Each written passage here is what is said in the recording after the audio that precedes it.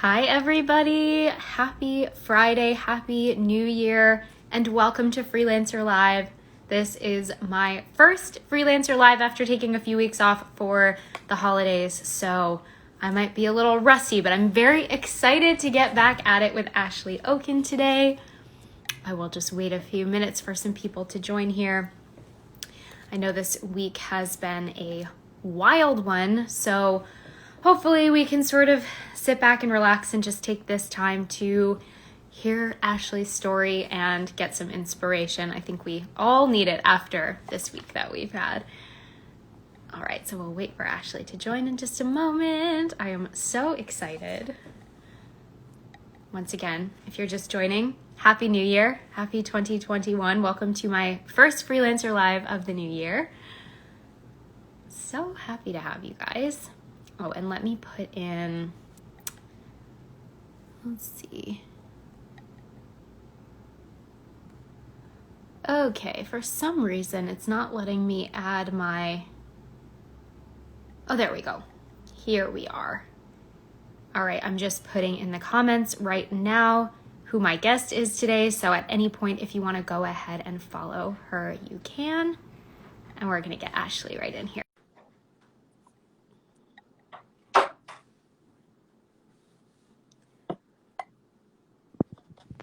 Hello.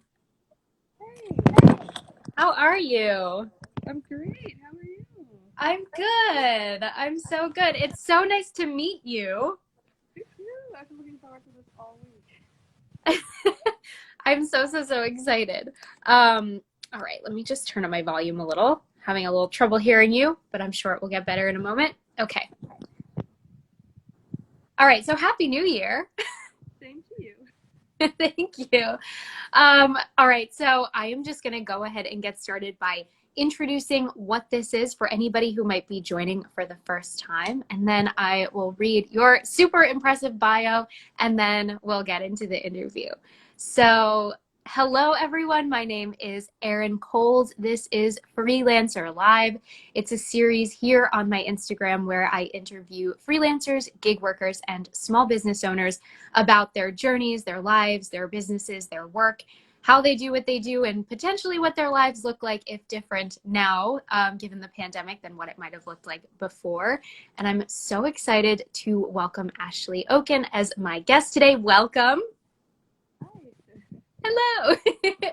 And I'm going to go ahead and read a little bit about her and then let her introduce herself. So Ashley is a New York City-based freelance music journalist writing for MTV News, Cosmopolitan, and other outlets. She's currently in graduate school pursuing her master's degree in English education, and she's a reading tutor for homeless and low-income students.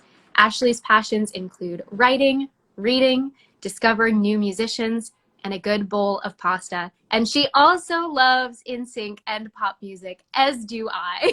So once again, Ashley, welcome. Hi, thank you so much. I was listening to NSYNC last night. I'm so happy to have you here. So why don't you go ahead and share a little bit about yourself? Just share your journey from when you were little Ashley to where you are today. Oh gosh, where do I start? I've always wanted to be a teacher since I was little. I think that teachers are very impactful individuals, and from kindergarten on, I've had teachers who have really just. Can I just stop you for 1 minute? I'm sorry. I'm having so much trouble hearing you. Let me see. I don't know if it's on my end. Just 1 moment, because I want to make sure everyone else can hear you too. Can anyone else who's joining today let us know if you're also having trouble hearing Ashley? Just don't want them to miss all the great things you're saying, just in case. I'm sure we can figure out this tech issue. And if it's just on my end, I'll just listen a little closer. Anyone else having a little trouble, let me know, please, just so we can try to fix this. Do you have headphones by any chance that you might be able to like plug into your phone? I don't because my headphones are broken. Got it. Yeah, no trouble. Okay, so yeah, we do have someone else who's having trouble hearing. Let's see. Let's see if we can find another. Okay, all right, a couple people. Let's see if we can find another way to do this. Let's think for a moment. I don't know where the microphone is on your phone, but is anything touching it? Maybe is anything sort of in the way? Maybe your fingers, your hands, or something. Ooh. Oh, uh, I can hear you better now. it's better? Okay. Yes, I don't know what you did, but it was magic and I it just like worked. took my finger like off of the bottom of the phone, so I think that's what Okay. helped. Okay, that was it. Okay, amazing, amazing. Okay, I can hear you now, so I'm going to assume everyone else can. If you can, give us a thumbs up. But Ashley, go ahead and let us know. Tell us your journey. If you wouldn't mind starting from the beginning, that would be great. Oh yeah, that's fine. Yeah, teachers have always had a huge impact on my life, and since kindergarten, I've wanted to be a teacher myself. My kindergarten teacher, Miss Darfhart, she was such a great person, and she always looked out for me. The school wasn't always easy for me, and teachers Yeah. made it a lot less difficult. It wasn't until high school I really wanted to be an English teacher because Miss DePella, shout out to my ninth grade English teacher, was amazing and her love of literature was so contagious. And I thought, I want to give kids that same sort of love of learning about novels and gaining empathy for other people through reading things that aren't about their own life perspective. Um, in terms of journalism, it was much more difficult to figure out. I've went through a lot of, I think, changes in what I wanted to do. Like I wanted to be in sports journalism first, and that just didn't work out because, like, I'm a Mets fan, but not to the point where I want to talk about it 24/7. Oh yeah. um, I wanted to be in like the PR, public relations part of it, and that was just mind-numbingly boring, honestly. Music journalism is something I've always wanted to do, but I didn't really know how to really get there. I just started pitching a bunch of people, a bunch of ideas I had in my head. And I was writing for Thought Catalog in February of last year, just trying to get my stuff out there, get my thoughts out there. I was blogging for this small blog, Read Unwritten, also in, what was that? I would say like the fall or like that summer. And things just snowballed from there. I mean, Cosmopolitan, sorry, had a freelance position open, and I took that, and I was able to write articles for them. And then people started pitching things to me, which I thought was odd because I'm like not an editor, but I'll take this But that's so anyway. exciting. Yeah. And then I was pitching my editor MTV News maybe some months back. He didn't have any work available at the time, but they came back to me later on, and things just really ended up happening from there very fast. And I'm still sort of pinching myself about it. Like, wow, you get to do this sort of thing. You know, it's something I've really like dreamed about. And I didn't think I'd be able to see it materialize now that's happening. I'm trying to sort of absorb it and just be grateful for where I am right now. That is awesome. And congratulations on Thank that. you I so mean, much. especially given the fact that that all happened for you in 2020 Yeah. when the world was just adjusting to what the heck was happening. That's really, really impressive that you were able to especially do it during that time. I would love to hear. So it seems like the music journalism thing just sort of evolved out of a love of music. Is that sort of what that was, or are you a musician? Like, how did you sort of focus on using music as your sort of into writing and journalism? I wish I was a musician. I am not. Besides taking piano classes when I was like 8, and then I stopped because I just got bored of it. Um, I just always had a love of music. Like I said, NSYNC has been this foundational boy band for me in terms of loving pop music and all the cheesy love songs you hear about how great, you know, a potential boyfriend could be, and then you start dating and it's not like that all the time. um, so yeah, I was listening to them. I was listening to Linkin Park when I was really maybe way too little to be listening to that sort of like angsty stuff. My dad's really into Motown, so I like that sort of thing. Country, I mean, I can get into it, but it's not really my taste. I really like K-pop now. Like I'm Yeah. into mostly everything. Yeah, it's just a love of music and getting to talk to people and really see what drives them to make music. Yeah. I'm so interested to hear from you what your favorite interview has been so far of an artist. That is so hard. Just I because bet. everyone has been so nice. Because I've heard horror stories that certain people have had about, oh, this person was in a bad mood, or I haven't experienced that personally yet. Thank Cross my goodness. fingers, I don't have to. Yeah. Gosh, if I had to pick one person, you know what? It would be my first big interview with Lacey Strum from Flyleaf. She is the ex front woman, and I thought it was like a 20-minute interview for like the 5 questions I had written down prior, and we ended up talking for over an hour about like musicianship and like rock music and how there should be more female representation and Christianity, because she writes a lot about that and how it sort of pulled her out of dark places in her life. And I thought it was so interesting. She would give me that kind of time. Yeah. But also, it was just something that I was able to really connect with her on. Not that I'm religious in any way, because I'm not, but my mom's family is. Yeah. So they really like Christian music and that sort of messaging. Yeah. So it was good That's to like connect that's with so somebody cool. on that.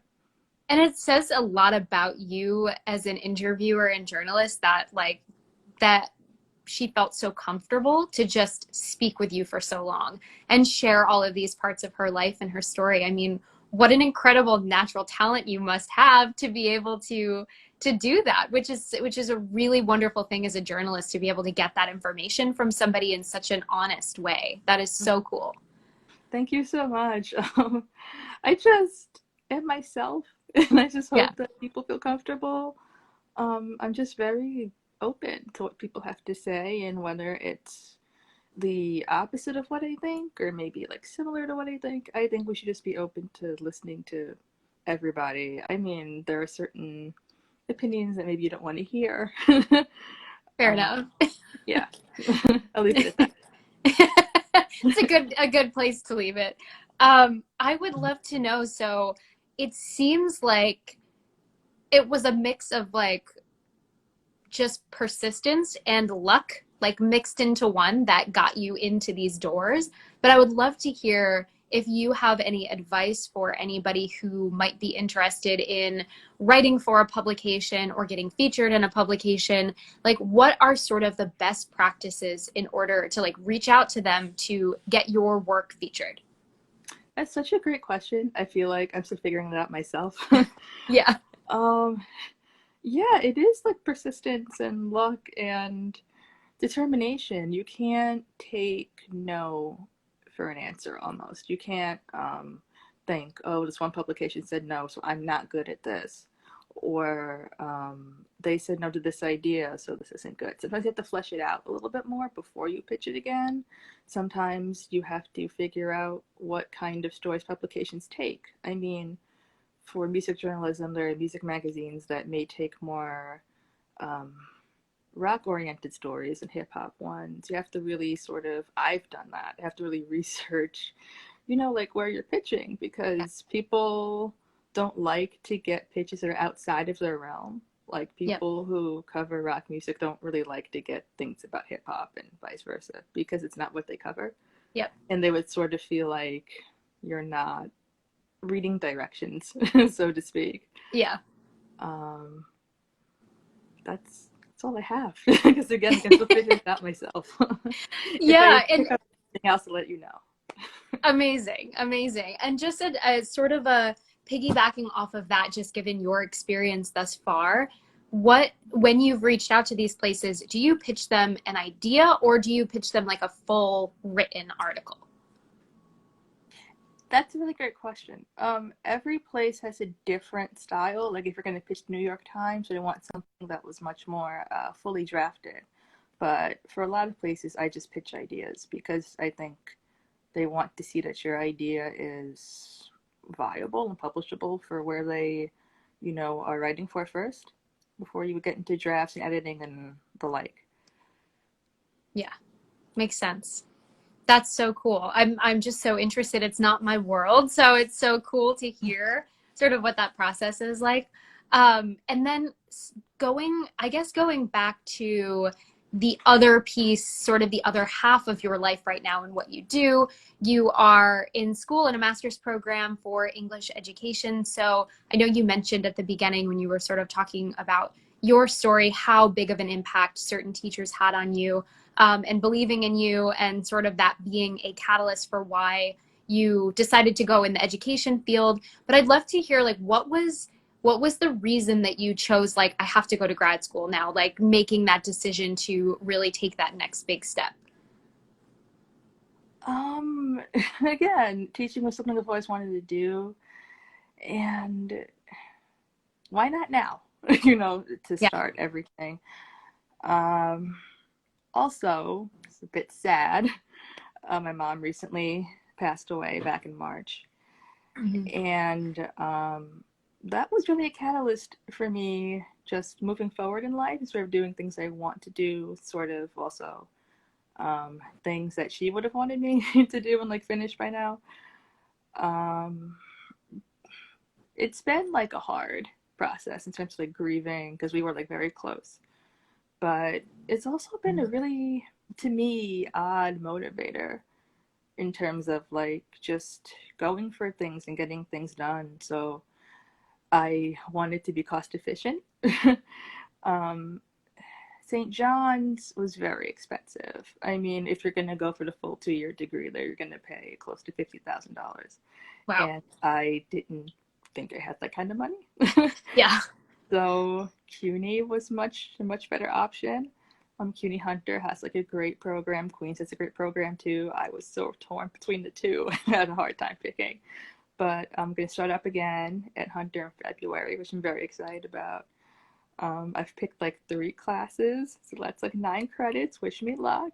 Good luck. Thank you. But yeah, I'm very excited to get started and talk about like literature that really speaks to adolescents and young adults, and special education assessment, and urban education settings. Now you could sort of teach to multicultural classroom settings, all that good stuff. That's so great. And I'm so sorry to hear about your mom. I can't even imagine how difficult that must have been in the context of 2020 as it was anyway. I mean, that's just like grieving for multiple different reasons over and over again. I'm interested to hear, if you don't mind sharing, sort of what that process was really like for you, navigating all of those feelings of not only sort of losing the normal life that you had before COVID, but also losing a very important person in your life. Like, how did you sort of navigate that and pick yourself up by your bootstraps to keep moving forward with all of these wonderful things you're doing? That's such a great question too. It's been a real process. I feel like because the pandemic was, I think, at the height of what it was, like in March when Yeah. she passed away. We weren't able to see her because she was dealing with liver cancer. She was in a higher risk group. So it was just safe for her to sort of like be in her house and us be in our house. And we like called her and stuff. And it wasn't the same in terms of like connecting, especially because I wasn't aware she was going to Yeah. pass away like that. It was very sudden. So it was a lot to deal with anyway, right? But I think with the pandemic, it made it much worse because I didn't have that close support network to help me through it. I Yeah. mean, I had friends who called, and they have very like I'm very lucky to have very um gracious friends who are there to support me through everything, and I hope I'm the same for them. Um, but yeah, I still felt very alone in the process of Yeah. grieving. But over time, I just feel like things get better. I cry a little less than I used to about it. And I have all these other things that sort of take up my time. It doesn't make everything feel as immediate as it did before. But Yeah. yeah, it was certainly very weird to navigate, yeah, the loss of life, because usually I would have been out with my friends on the weekends. I was out like every weekend doing something. We were going to karaoke, we were going to like restaurants, over to each other's houses. Like my friends from high school, Danny and Sam and myself, and I think another friend of ours, or maybe it was just three of us. I don't remember quite right now. But we went to this really great place called Katana Kitten in like downtown Manhattan. It was so good. Like, you should get the fries if you go. Okay. uh, yeah, just stuff like that. We would go to the movies, just stuff like that I would do to keep my mind off what was going on. And I didn't have any of those outlets to pour into. Yeah. So it really was a thing of, I'm thinking about this like 24/7, and having to deal with all the stuff that comes afterwards, like the funeral and everything. It was very like overwhelming. Yeah. But I don't know. I just got through it. I just leaned on strength I didn't really know I had, Yeah. honestly, and I don't know. I was just able to get through it. I don't know what else to say besides that. Yeah. It's very interesting. I think we've all learned a lot this past year about our own processes of processing things and our own grieving process and sort of how we move through it. And everyone's so unique in that respect, is that we don't all grieve the same way. And so those moments of, just letting go, letting yourself cry, but then also finding other ways to distract yourself, it makes total sense as a way to just sort of get through. And I love that throughout that whole thing also, you were able to connect with what you imagined your mother would have loved to see you do, and also know that like life is short and we've got to do it now, and this is the time to just jump into those things that you hadn't jumped into before, or to take those risks to reach out to these folks and get your articles published and start writing for them. I mean, what an interesting mix of like grief but also such wonderful motivation to sort of push you forward. Thank you. Yeah. um Honestly, I didn't know what else to do with it but use it as a Yeah. motivator. I just thought if I would stay in this place of like grief and sadness, and I would be stagnant. And I know that my mom wouldn't want me to do that. She would want me to pick up the pieces and move forward the best that I could, because that's Yeah. what she would do. So I'm just trying to like keep that in mind. Yeah. Yeah. Wow. I mean, you're incredible. I'm so impressed with you for having made it through the year and been so successful while also going through such a difficult time. So, I mean, congratulations. You're so impressive. Thank you. Of course. So, I would love to hear. So, how long do you have left of school? Oh gosh. Because I started out wanting to do like elementary education, and then I'm like, wait, secondary also appeals to me. And I didn't know how to sort of get both. So what I'm doing is I'm going to do adolescent education from like 7 to 12, but there's a certification program for literacy education from like birth to 6, and also like 5 to 12. So I was going to do that from birth to 6. So I could sort of like do both. I mean, I Yeah. love being able to like teach kids how to read and make sure that they understand the world around them, because it's so important. I mean, I was reading these statistics recently on like adult literacy too, and it's not where it should be. Mm. And I feel like, yeah, it's just very important to be able to decipher information, really know what you're reading, and um, yeah, process things for yourself, but also just have the information available to you so you can make the best choices when you do that. Yeah. What an interesting thing for you to have just said. I mean, I think, especially with everything going on right now, that sort of angle of being able to read something and understand like what it actually means and whether it's something that is, let's say, true or not, Right. is an interesting sort of angle to come at as a teacher. because I don't remember necessarily learning that early on in my education, but it's so important, especially now with all of the information that we have for a teacher to have that lens as they're teaching their students. So I love that you said that. I think it's so important. Thank you. Yeah, I think it's especially important in the times that we're in. I was trying not to go there, but I just thought about it. We don't have to talk explicitly, but you are, but it's true. It's true. I mean, times are crazy and interesting, and learning these things young is going to be very helpful. And learning them from a trusted teacher and a trusted source for these kids is going to make a big difference in their lives. So I think it's really important what you're doing and that angle that you do have. I mean, it's also just about the mechanics of reading too, and making sure that kids could move from grade to grade with the reading level that they should have. Also, just making sure that IEPs are given out to the kids that are supposed to have them. I feel like there's a bit of a bias there in terms of who to give IEPs or individualized education plans Yeah. to and who they don't.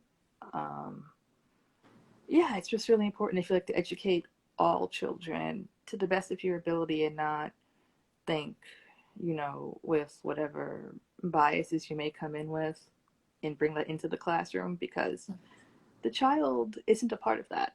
Yeah. Like they're all just coming in to learn. And I feel like as an educator, you should just give them the best opportunities you can and make sure they don't, just not growing as learners, but they grow as individuals too. Because I feel like with teaching, it's so much more than just teaching academics. You're like a counselor and sometimes a de facto parent and like a therapist and like so many other things. Yeah, that's so true, and such a good point. I was talking to my husband this morning about education too. I mean, he's an educator. He teaches adults, so he does teaching undergrad and graduate students.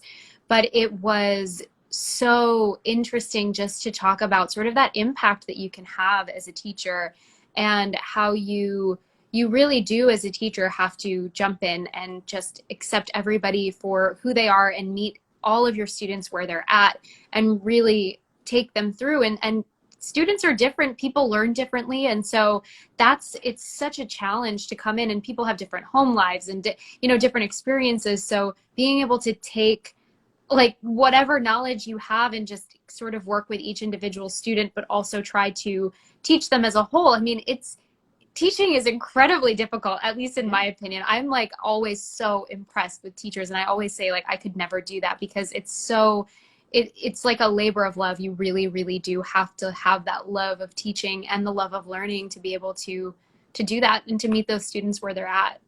Absolutely. And it's also about lesson planning and being able to just throw it out if it doesn't work. Yep. Because there is differentiation involved. Because you're right, people come from different home environments. People learn differently. Like you could have a student who's much more of a visual learner. You could have another student who maybe learns much better through like reading a text or something. You have to be able to sort of make lessons that speak to both of those types if you have them in a classroom at the same time, and you might. I think it's almost guaranteed. Yeah. I think it's great what your husband does, by the way. I think adult education is also like very impressive. Yeah. I mean, education all around. The teachers are phenomenal. I'm so glad that you had such good experiences with teachers as a kid that have made you want to be a teacher. I mean, that's not everyone's experience either, so that's really, really wonderful that you had that. Thank you. I've had good experiences. I've had bad experiences Fair too. enough. It's a mixed bag, but Yeah. I like to focus on the good. That is good. That is definitely fair. And the way you get through, right? You got to look at the silver linings of everything. I try to do Um, all the time. Yeah. Yes. So, can you share with us a little bit about what your work has been what your work has been like as a reading tutor for these homeless and low income students? How did you get into that, and sort of what did that look like for you? I was looking for like volunteer positions just to get my feet wet in how this works. Um, the family literacy the Family Literacy Center in the Bronx had an opening, So I've just thought, okay, I'll do this. And once a week I had like 3 kids. It wasn't, a wealth of them. And a lot of them were like a bit below grade level. I had to have a lot of patience, which I think teachers should have too. A Yeah. lot of patience. Yes. Because when you're going through certain reading exercises, it could take kids, if they don't grasp it immediately, like a longer time to get through it. And I think that's okay.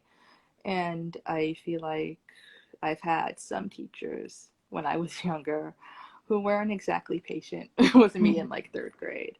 They Yeah. wanted me to like speed up, my learning process. And I think that's something that you're asking a lot of, especially because I dealt with like really little kids. Like when you have like a 5-year-old, you're not trying to rush them No. through everything. Like I feel like it's good for them to take their time and have time to think about a response, to a question that you're asking them, or have time to think about like the work they're reading and what it means to them. Like especially, I volunteered with this kindergarten class yesterday morning, and I love 5-year-olds so much. And we were reading a book on like empathy and skin color and how everybody may look different on the outside, but everybody's the same on the inside. And I think it was a way of like addressing what's going on right now. I mean, they're 5, so you can't get too into like what certain things mean because it's just above, their grade level. Yep. But I think it's really important to teach kids empathy and to see other people as human beings like really early, just because kids absorb such biased messages very early in terms Yeah. of what their skin color means and like what other people think it means about and what it means about them, and all of the traits that they're projecting onto them. I mean, like, I had this 5-year-old girl who is also biracial like me. And as soon as I said that, because I think you sort of like to start with like your own stories, Yeah. and maybe they think of something that relates it back to their lives, or they just like what you said or whatever. And it was so heartwarming when she was like, "Oh, you're just like me." Like it was Oh. very touching. And I think it is really important as like a woman of color to be able to be in classrooms, because I feel like the demographics are changing so much. And it is important for kids of color to see, oh, somebody um, who's like me could also be in a position of power, and that's okay. Yeah. Like it doesn't have to just look one way. Like I could do it too. Yep. That is so, so, so incredibly important. You're so right. And I don't think in almost any industry there are enough women at all, but especially women of color in positions of power so that, little girls can look up and be like, oh, I can do that. I can be Yeah. that. It is so important. I love that you said that. And I'd love to touch a little bit on something that you shared. So you grew up in New York City, is that correct? Yeah. Okay. Did you grow up in the Bronx? No, I am still in Queens. I grew up in You were in Queens. Queens. Yeah. Cool. Okay. So I'm just curious. So since so you said you're biracial, so your dad is My white and dad is your white. mom My is mom is black. black. Yeah. Okay. And so tell me if you can. I mean, I know that especially like I'm from upstate New York where everybody was white. So there was no different colors, which was kind of strange. I mean, Mm. that's just weird to me. But also like in New York there are a lot of different colors and I'm interested in like hearing your experience as a mixed kid like growing up in New York. Was Mhm. that something that was at the time that you were growing up something that was different about you, or was that sort of something that you felt sort of like everybody else given the fact that there were so many different kinds of people? It depends on what part of my life you're talking about. In elementary school, I would say it was certainly something that was different about Yeah. me. I grew up in a predominantly white neighborhood. I, I mean, there were times I felt like ostracized for it, and Yeah. there were kids who weren't exactly nice about it. There were teachers who weren't too great about it. Wow. It certainly doesn't make the elementary school experience the best. I feel like in junior high school it got better. I mean, junior high school wasn't the best because junior high school was like just not good, just because of the age group and all the Oh things yeah. we're going through and I mean, all junior high that. for anyone is difficult, Yeah. right? But yeah, in junior high school, I feel like it got much more diverse because there were more kids of color around. And in high school, based at high school where I went, everybody was everything. So I did not at all feel like that was a problem. But yeah, I feel like that's also part of why I want to be a teacher too, is because I have that Yeah. foundation of like being a kid of color and it not sort of being okay in certain classrooms.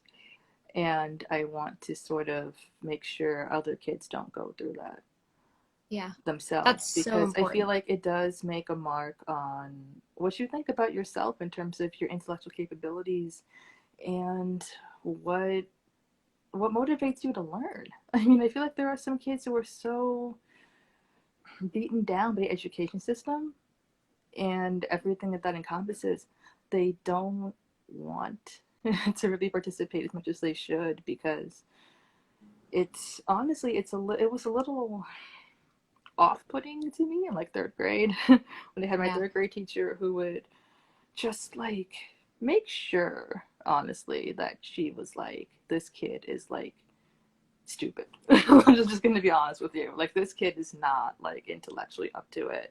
Or like we would have, you know, those projects we had to cut stuff out, and I have Yeah. never, I'm still horrible with scissors, never asked me to cut out anything. I mean, if I get like kindergarten class, I'll try my best, but no guarantees.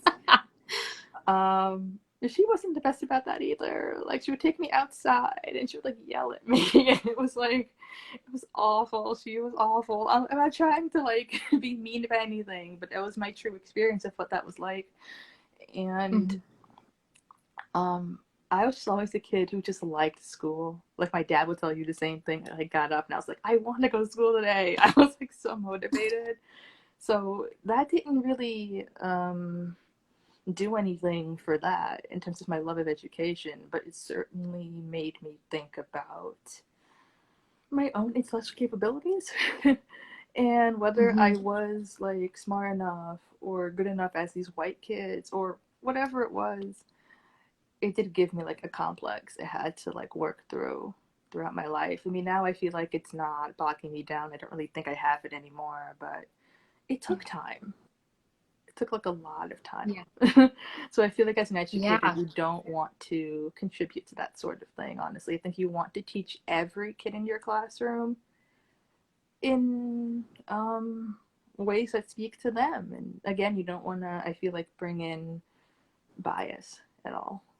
Yeah. As much as you can. I mean, like, I think every human has some sort of bias on some level, but I don't think you want it to be to the point where it affects the education you're given. Yep. Thank you so much for sharing that experience. I think that's really powerful and such a great example of how important teachers are and good teachers at that. Because that, I mean, an experience like that, thankfully you loved school. So it only, I mean, it affected you significantly, but not enough to make you hate school or want to stop learning. Mm-hmm. But that's not every kid's experience. There are many kids that would be so affected by that kind of experience that they would hate school and they wouldn't want to go, and they would it would make learning in the long run much harder. So um, I appreciate you sharing that. It really does show the importance of good teachers like you, and people who really want to look at every single child the same way, and make sure that they are succeeding and that they feel confident that they can learn and that they are smart, because they are. I mean, everybody is smart, everybody has potential, everybody can learn. And so I think that was really, really wonderful for you to share. Thank you. I'm very open now about, you know, what's happened to me. I feel like Yeah. it takes the shame away Yep. from the experience and just has other people sort of figure out that, oh, hey, if I went through the same thing, I could also sort of pull out of it and do what I've always wanted to do anyway, despite what these other people may have said about me or thought about me or wanted me to think about myself or whatever. Yeah. Yeah, I love that. It's wonderful that you're able to like still use that experience now today as motivation to really like do the right thing as a teacher as well. So that's wonderful. And you're so right. I mean, more and more people need to be in these positions where they're, being a representative of what's possible. So I love how open you are. That's so wonderful. Thank you. I would love to hear just a little bit more about sort of what your life was like pre-COVID. So like how things were going for you before and what shifted when COVID happened back in March. Wow. um, life life was very different in terms of I wasn't sure what I wanted to do. My social life is very different. It's much more active, and I miss that so much. I just miss like seeing people face to face and like not being on Zoom with my friends. Yeah. um, Not going to people's weddings. I have to like watch like a Zoom wedding. It's not the same. In terms of work, like again, I was just like blogging and sort of trying to figure out how to approach this dream I had. I wasn't really sure. Um, I also am the kind of person who I'm open, but I don't like to ask for help all the time.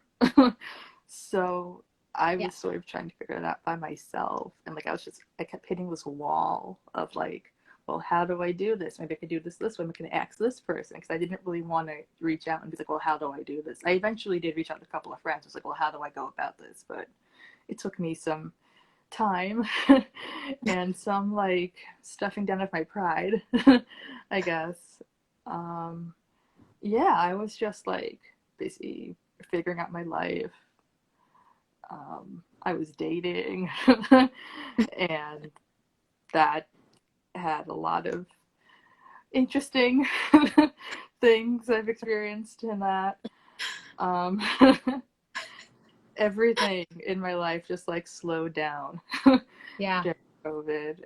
And I feel like I think this has been said like a bunch of people on Instagram. I see a bunch of like quotes about it, but I feel like it is somewhat true that it has caused all of us to slow down and sort of appreciate who we have in our lives, honestly, because so many people are passing away from this, like by the thousands every day, which I think is so terrifying. Yeah. Um, and just like where we are and what we have, because again, people are losing jobs like left and right. People are financially struggling and they can't feed themselves, they can't feed their families. They're online for like a food bank and they never envisioned that they would ever have to do that in their lives. And they feel like people have to be, I guess, much more cognizant of that, than that everybody is experiencing the same thing. Like I, as you said, had a successful year last year, but there were so many people who haven't, and so many people who have had their lives turned upside down at that same time, and they're still, I think, trying to dig themselves out of that. And I definitely feel like we should, yeah, be much more aware of other people's circumstances, in that surviving last year is enough. You Yes. don't have to necessarily be successful, just like surviving and getting up every day and not having COVID and just being able to like see the sunlight every day. It's like enough. Yeah. Yeah. Yeah. That's so, so, so true. Um, I'm trying to remember exactly this quote that my grandfather used to say. For some reason, it's eluding me. I know my mom's on here, so if she remembers it, mom, type it in because I can't remember it. But it was something along the lines of like, if you were to ask my grandfather how he was doing, even if there was a problem at all, he would always say it's better than the alternative. And what he essentially meant is like he'd rather have problems being here alive, just like moving along, trucking along, and whatever, than to not be here at all. And so it was something along those lines. And I think a lot of us have sort of adapted a similar philosophy after last year is like, we're happy to be alive. We're happy to be here no matter what we're doing. Like we're just grateful for that. And that we have the people that we love around. Sadly, if we've lost anybody like you have, and once again, I'm so sorry for that. It it's it's another reminder of just appreciating the fact that you're here and you're getting through it. So it's so true. You're so right that just that slowing down and really focusing on what was important is a really big thing that I think most of us got out of last year. Absolutely. And so we're going to close out really soon, but I would love for you to share. So, given that last year was so difficult for so many people, Mhm. if people are in a job transition situation right now, which it seemed like you were at the top of last year, what advice would you offer to them, especially if they are trying to get into the world of freelancing and have previously had a more, let's say, stable job, but are trying to jump into doing something they're passionate about? What advice would you offer them? Um, I wouldn't like leave my day job immediately for freelancing. I would definitely want to make sure I have like a couple of publications under my belt where I know they'll like take my ideas first. Because I feel like people who sometimes who want to job transition, they just like jump right into it, which is great. Like it's great you have the motivation, but I feel like you want to make sure this is one something you want to do because thinking of pitches and pitching people and like the waiting game is so long, like waiting for them Yeah. to get back to you could be time consuming, and because we're living in a 24-hour news cycle, especially with music journalism, somebody is always releasing a new song like Fridays or like the day for that. So there's a deluge of new songs, and like there are a bunch of new albums coming out this year because last year they were delayed because of the pandemic. So there's like a lot to cover this year, and it's like so great. But I think people should really try to make sure they really love this first. Like I feel like people have um, a vision in their head for how things are going to go, and then you jump into something, and then it could be completely different from what you thought. Yeah. And yeah, and yeah, I feel like you should really like take the time to sort of think about whether you want to do this or not, and then just jump right in. Like don't yeah, like Yeah. don't be afraid of pitching people. Don't be um, um, afraid of like thinking your idea is good. Like what you think is worthy of publication and your ideas are worth listening to. I feel like people could maybe take that no and feel like, oh, well, then um, my ideas aren't worth publishing. Or I had like a dumb angle on this, like I should never do this again. And that's not true. You just have to like change direction sometimes. I mean, one of my friends, when I had like this bad date, said this about it, but I think it's applicable to other things. Like, rejection is just God's redirection, like, or something like that. Yeah.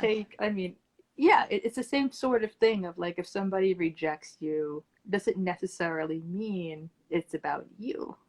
Yep. No, maybe something completely different. So that's advice for dating and life. Combine two things. Um, but yeah, I would definitely say contact people too. Make sure you have like a network to get support from. If anybody has questions, I am totally open to answering them to anybody on this live chat. It's totally fine by me. Um, yeah, make sure you have people that uh, support you through this journey because freelancing is hard. And there are some days that you don't want to do. You don't want to get up early. You don't want to start pitching people. You don't want to like do this grind 24/7. Like sometimes it gets Yeah. tiring. Sometimes you want to just like do other things like read more books and trying to do that myself or like catch up on TLC reality shows. I watch Oh, too many yeah. of those. Same. Or just like anything you want to do in life. Like just want to just do anything else but that. But you have to, I think, like with graduate school, you have to be able to dedicate yourself because it's a lot more time consuming than people maybe think it is. Freelancing, I think the same thing goes for that. Yeah. That is such fantastic advice. All of those little nuggets there were so great. I'm going to watch this all over and write it all down because that was amazing. So before we sign off, because it is time for us to say goodbye, I cannot believe it is 2:50 pretty much right now. Oh, like wow. 50 minutes have just flown by. This was so fun to chat with you. Why don't you share with everybody where they can find and follow you and where they can read your articles? Okay, so 1 second, gotta adjust. Okay. On Instagram, I am the millionth Ashley you know because I have grown up in a neighborhood with a bunch of Ashleys, so it's not just me. On Facebook, I am Ashley Oken, my last name. I used to have a Snapchat. I don't now because all I had on there was ex-boyfriends. Fair enough. Yeah, I only have a Facebook and Instagram right now. I'm trying to get on Twitter, but I don't know, one, whether I want to, and two, what like a cool username would be. I'm still trying to figure that out. You don't have to. You can if you want, but you Oh, can yeah, find your audiences. articles. That's okay. Yeah. In terms of articles, MTV News, you can find me on there. Cosmopolitan have my articles on their website. Um, where else? If you follow the Small Rock blog, highwiremagazine.com, I have my Awesome. interviews there, like a bunch of places. Awesome. And do you have a website? I don't, and I should. You should. I'm You trying to should. figure out how to like make one. Like I have no idea how to go about it. I'll give I you should, some but I don't. a couple places you can look just before we sign off, so all of these wonderful people watching today can find your website when it launches, because it will. I am positive about that. If you go to a couple easy websites, squarespace.com is super easy. You can do like hosting for your name. So if you want to do like ashleyoken.com or something like that, they'll tell you if it's available. You purchase that, and then you can make your website there with their templates. Same with Wix.com. That's really similar. I would say those are the two easiest ones because they have templates available. It's like a drag and drop sort of a situation. If anyone has any other tips, you can put them here in the comments here. But don't hesitate to reach out to me if you need help with that, because I think that you definitely should have a website, because I want everybody to be able to find you. Your work is really, really impressive. And it's also a great place to just like have a living resume. So definitely. But everyone go ahead and follow Ashley on the millionth Ashley you know for right now. She does post her articles on her Instagram as well. Thank you so much again for joining me today, Ashley. It was a pleasure chatting with you. And everybody, thank you for coming today. It was so nice to see all of your handles, all of the hearts, all of the comments pop up today. I will be back in action next Friday for my next Freelancer Live. But for now, have an awesome, awesome weekend. And thank you again, Ashley. Thank you so much, Erin. I really enjoyed chatting with you. This was a lot of fun. Thank you for joining me, and thank you for reaching out. And if anyone watching wants to be a guest on Freelancer Live, please do reach out. That's what Ashley did. I'm happy to chat with so many people who do a lot of different things. I just love hearing people's stories. So once again, thank you, Ashley. Have a great rest of your weekend, everybody. You too. Bye. Bye.